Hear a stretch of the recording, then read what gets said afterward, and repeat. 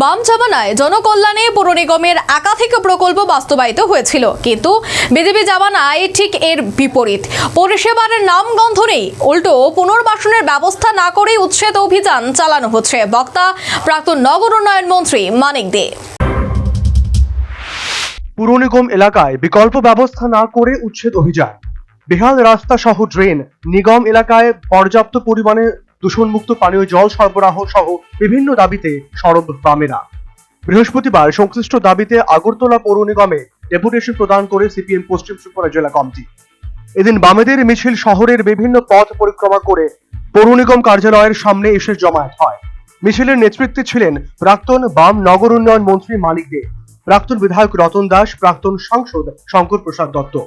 এদিন বাম রাজ্য নেতৃত্ব মানিক দে অভিযোগ করেন, বাম জামানায় জনকল্যাণে পুর নিগমের একাধিক প্রকল্প বাস্তবায়িত হয়েছিল, কিন্তু বিজেপি জামানায় ঠিক এর বিপরীত।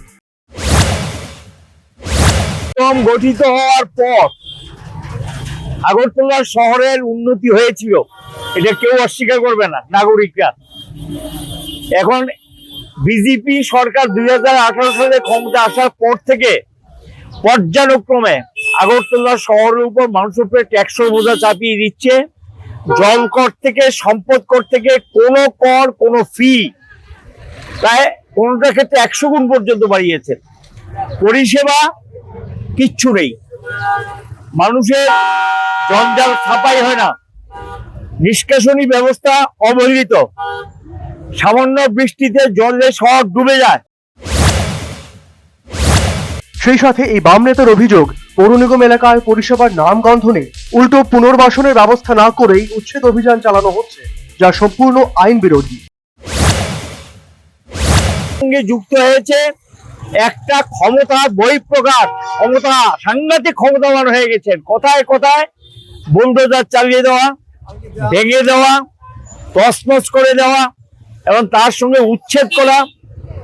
পরিষ্কার আইনে লেখা আছে পুনর্বাসনের ব্যবস্থা না করে উচ্ছেদ করা যায় না, কোনো কথা শুনতে চাইছেন না।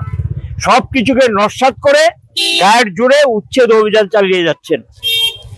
হকারদের উচ্ছেদ করেছেন, এখন বাঁধের চতুর্দিকে আমরা এটাও চাই।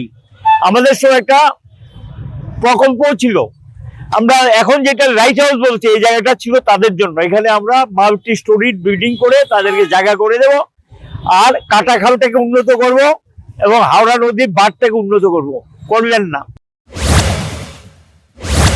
একই সাথে তিনি অভিযোগ করেন, উত্তরপ্রদেশের নয়ডার শ্রমিকরা তাদের ন্যায্য অধিকারের দাবিতে আন্দোলনের সামিল হয়েছে, কিন্তু বিজেপি পরিচালিত সরকার শ্রমিক আন্দোলনে ভীত হয়ে দমনপীড়ন শুরু করেছে। তিনি দাবি করেন, দমনপীড়ন নয়, আলোচনার টেবিলে বসে শ্রমিকদের সমস্যা ও দাবির সমাধান করতে হবে। Bureau report, news vanguard.